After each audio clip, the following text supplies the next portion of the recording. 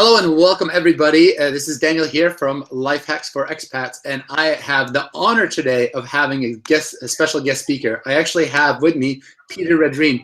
Peter is an entrepreneur and has built up an incredible business within the expat community, which we'll hear a little bit more about. But before that, I just want to hear a little bit more, who really is Peter? He's been an expat that's living right now in Mallorca. He's been an expat for really 25 years on and off. So Peter, can you share with us a little bit more, where are you from? What made you decide to move abroad? And yeah, we'll start from there. Yeah, hi Daniel. Very nice to be on your show here on Lifehacks for Expats. Well, I mean, the story is so long, so I don't know really where to begin. But I actually ended up almost by accident. I ended up in Gran Canaria around October 1991.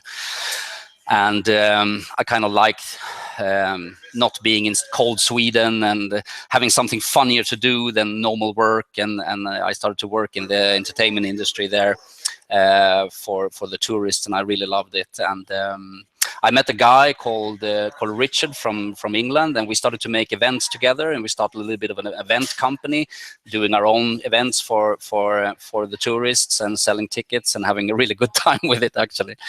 And when the season stopped there in Gran Canaria after Easter, so now we are in the end of April '92, we said, where are we going to go now and do the same thing?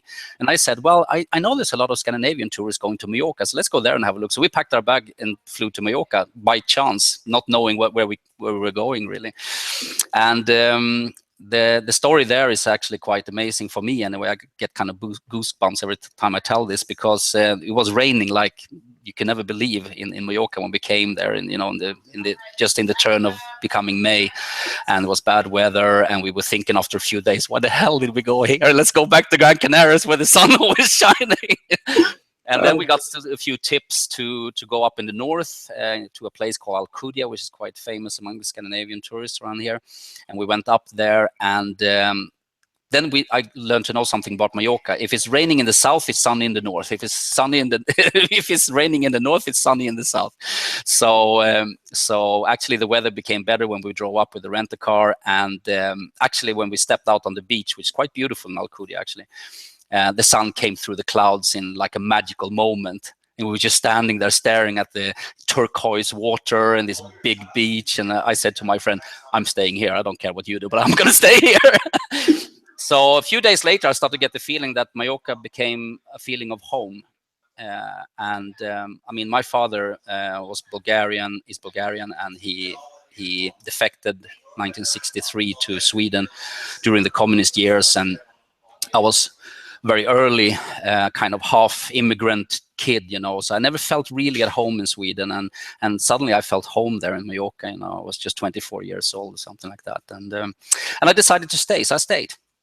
Wow. And it's been Mallorca for me all the time, either as first home or second home, these 25 years that's passed now. And nowadays I'm very, very well rooted here. I'm married to a Scottish wife, and we have a great time. We've just bought a new house, and yeah, it's brilliant. And now, since MyExpatsWorld has become this huge global phenomenon now, and I'm sitting here in our global head office in Mallorca. We are a group of staff here. We have a subsidiary office in Malaga, and we are growing like hell. It's almost 1,000 new people connecting themselves to MyExpatsWorld every week.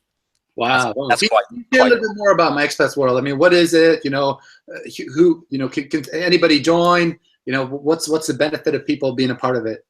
Well, I started this organization under another name. We called it just the Expats Club, or International Expats Club, here in Mallorca. That was 4.5 years ago when we had our first event. And we started to, like anybody, a lot of people have started local expats clubs of some sorts for their people from their nation there and where they are, and they are having some meetups and events. It's very common, so I was doing the same. It's just that I had this stupid entrepreneurial idea. I want to make everything global and big, and make it fantastic.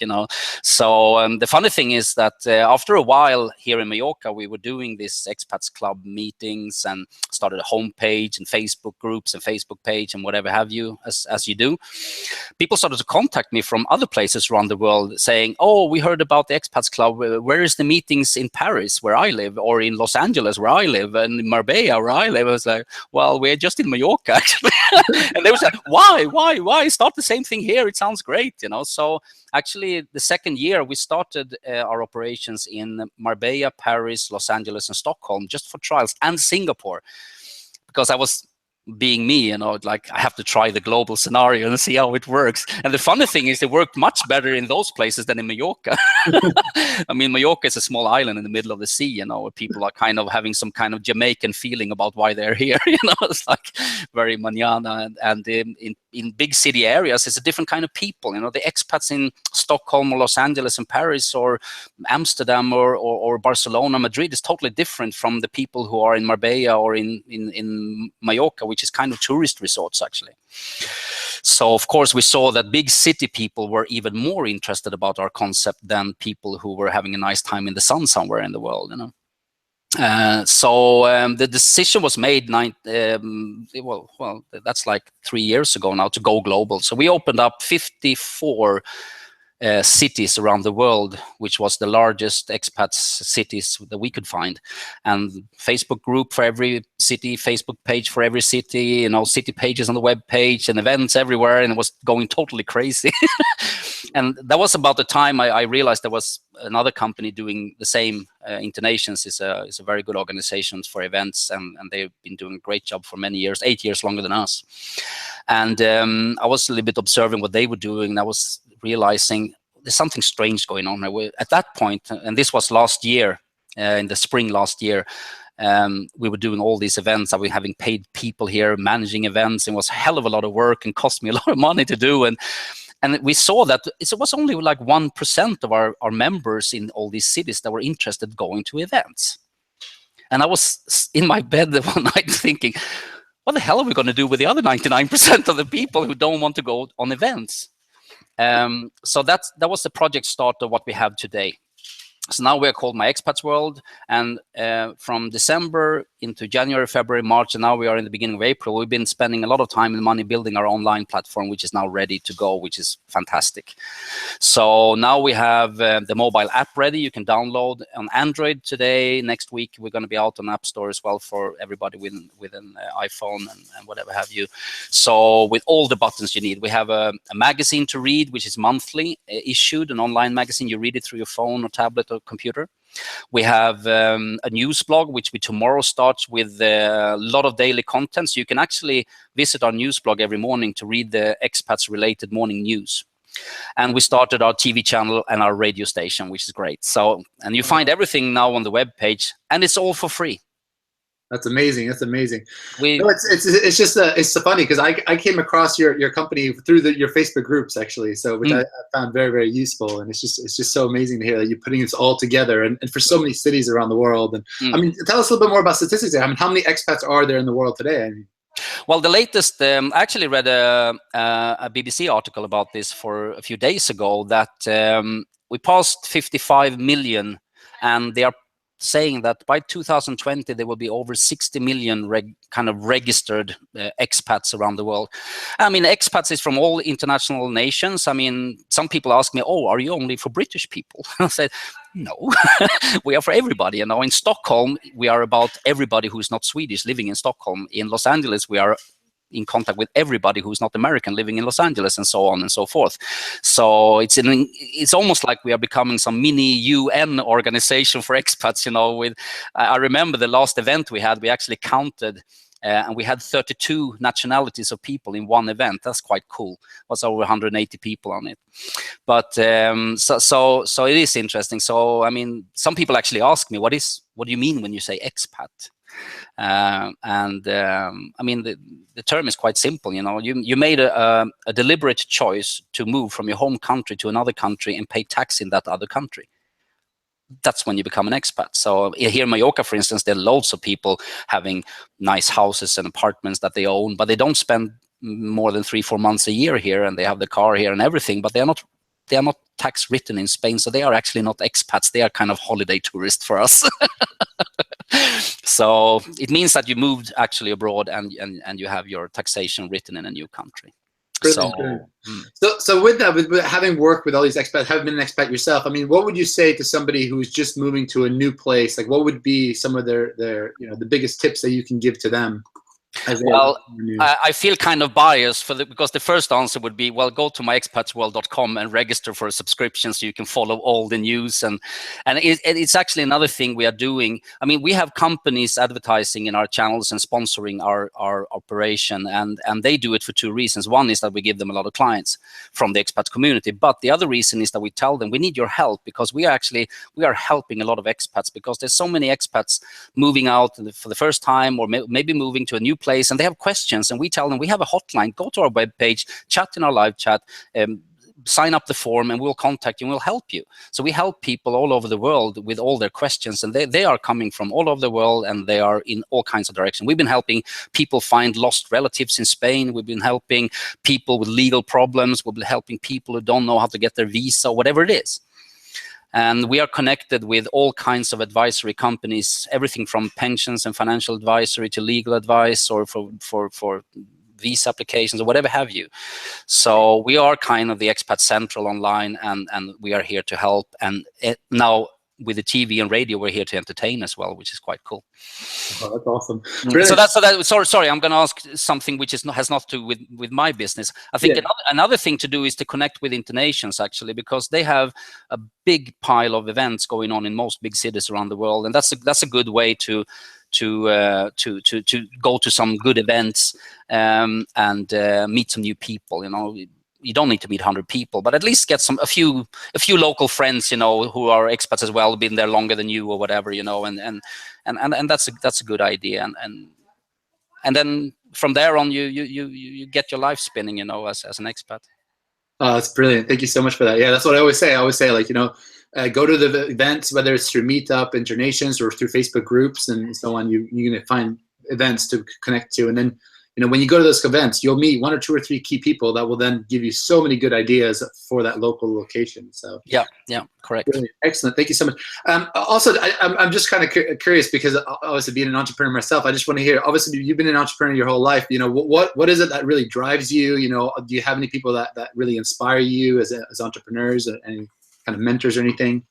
Well, actually, it's interesting that you mentioned this, because the reason why I'm sitting in Mallorca running a global operation in this magnitude that we are doing from here is that I met with Richard Branson in Stockholm for many years ago. I think it was 8 or 9 years ago. I had a consultant business in Stockholm that I was running, and I was fortunate enough to manage to get a meeting with him when he was in town, since I've been, everybody have their idols, and of course, as an entrepreneur, he's been one of them.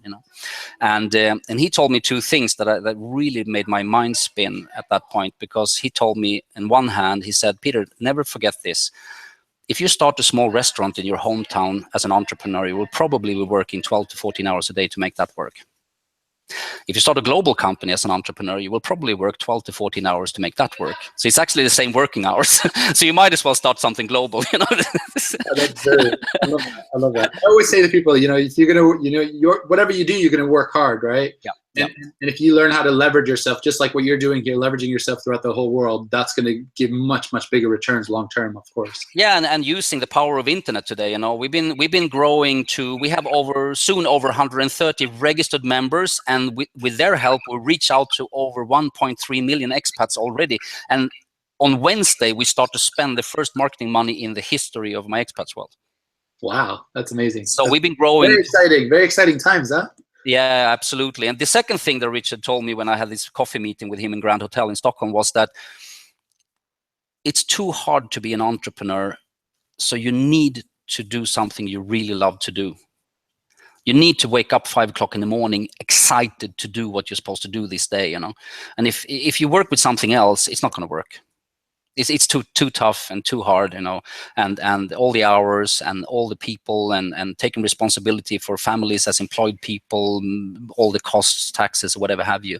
It's too much hard work and too much responsibility if you're working with something you don't love to do. So those two advice, and actually the third advice came from Ingvar Kamprad, which is the founder of IKEA.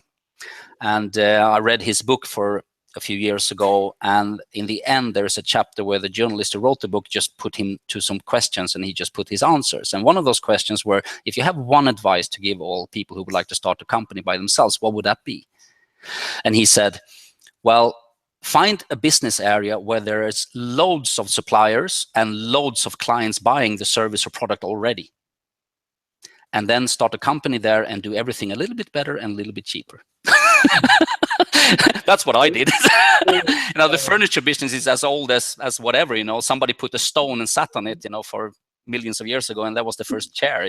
So I mean, he took the furniture business where there were loads of furniture companies selling furniture and loads of people buying furniture, and he just made something a little bit better and a little bit cheaper than everybody else. Amazing. So that's what we are doing as well. There's loads of expats things going on the internet. There's a lot of pages, web pages, a lot of groups everywhere. So there's no lack of that.